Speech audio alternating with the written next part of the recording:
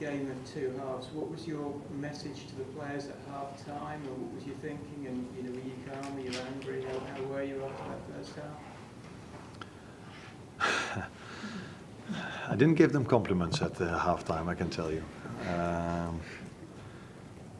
Maybe it was because I was sitting up there instead of being at the line, because I know from experience, not that I've been suspended before, but yeah, in England I was, but that when you watch a game over there, you always feel like, maybe I can even play in this game. But if you're then at the line, it's always more tempo. But I don't think I was wrong this time if I said at halftime that energy levels were far, far, far too low. And that is what had to change, and that's why we made 3 substitutions, just to, apart from bringing in quality, also create something. Because 9 out of 10 times when you take 3 out, the other 8 are like, ooh, something else should happen. And that's the only thing I could come up with at halftime, to create something different for the second half. Do you think any consideration to take Darwin off because of what happened just an injury time on the yellow card, and is that keeping in your mind? In the end, I took him off because he was on yellow. But I always hate the idea, if we need to score goals, that to take someone off that can score a goal. So that's why it wasn't in my mind to take him off, because I was already planning on, after these 3, if we don't score a goal, then Jot needs to come in and we have to go even more offensive. So with Cody being out, it isn't like we have that many attacking options left. So that's why I took a certain risk of keeping him. A number 9 that is on yellow is a difference than Costa. So I took Costas out for that reason, because he was on yellow. And second of all, of course, I also knew that Robbo always creates something with his energy, with his mentality, not only in the team, but also with the fans. And yeah, there's a reason why Maka is a World Cup winner, because he always shows up when you need him in terms of mentality. And that's also definitely what he brought in the second half.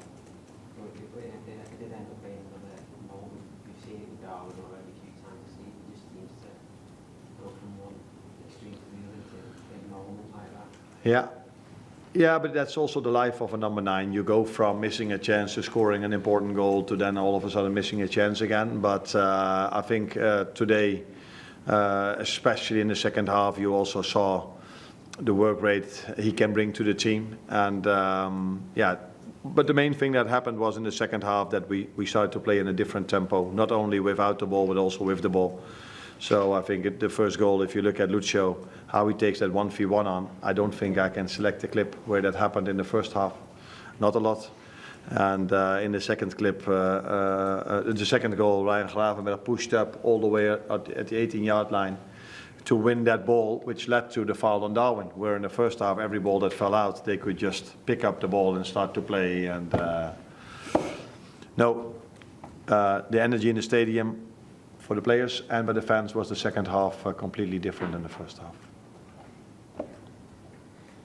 Hi, I'm István Keskes from Hungary. I'm for Sport news site. One question about Dominic. They play a lot of games now.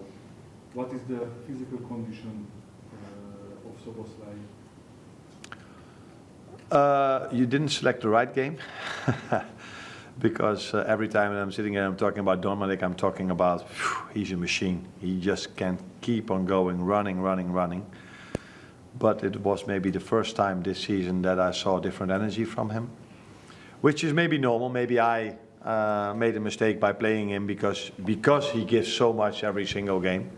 Now the good thing is he only played 45, so he's more rested for the upcoming week now than he is when I would have played him for 90. And the good thing for me is I have more than only one good midfielder in terms of Dominic. We have quite a few, and Harvey came in really strong and helped the team again after him helping the team against Paris Saint-Germain also. Alne, any concerns looking ahead to Tuesday and next week about the energy levels that you saw in the first half? No, because I know these players can come up with completely different energy levels than they came up with today in the first half. I think it was maybe the first time this season that I saw this tempo. Maybe it had to do with me sitting high up, or do you agree with me that the first half was? Okay, then I saw it correctly. It had nothing to do with me sitting over.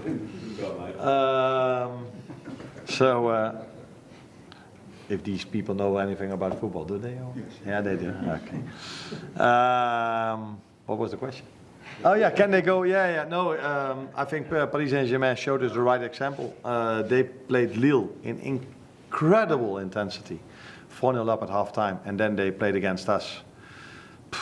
And that intensity I haven't seen before in a game we played this season. So yeah, we have to not only so when I look at the game against Paris Saint-Germain, we have to go one step up in terms of intensity. If I compare it with the game today, we need to go 3, 4, 5, 6, 7 steps up in terms of intensity if we want to have any chance of reaching the next round. Last year we got 1, 2, 3, 5. Was it a difficult decision not to start Harvey after his heroics from Wednesday night? It's always a difficult decision not to start Harvey, not to start Wata, not to start all the other ones that I don't play. But if someone comes in 5 minutes, he touches his first ball, scores a goal, and then change your whole idea about all the lineups you made before, that would be a bit out of line, or yeah, you say it differently. In Dutch we say it differently, but that would be a bit weird as well. So yeah, he had a good impact on the game. Today he had again a good impact on the game. That's why he got 45 minutes today as well, because he did so well in Paris. But there's also a reason why I play so many times the other ones, and all the time they deserved that trust. But today, if I could do it one more time over, I would have started differently than I started today. But yeah, you don't know this in advance. Can you see Harvey Elliott doing enough to get into your starting 11? Like his confidence today seemed off the chart, probably after Wednesday. Yeah. Can you see him doing enough to get in there? Will there be enough time for him? Yeah, there's enough time. We play 9 more games in the Premier League, and hopefully a few more in the Champions League as well. We've won the League Cup. So what it is with him, it is also with other players. They are in competition with so many good players, and that makes it sometimes difficult to make a lineup. But it always helps to bring in performances in like this for him, but also Wata. He came in 15 minutes before the end, and again he showed how important he is for this team, and the others as well. So.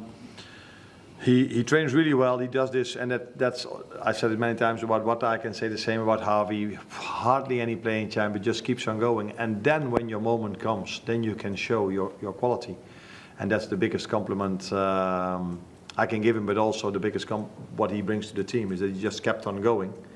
Because I've experienced more than enough players that if they are in the same situation like him or Wata, they start to do less and less. And when you then play him, you will probably not ask me why you don't play him. And this is the situation we want as a team.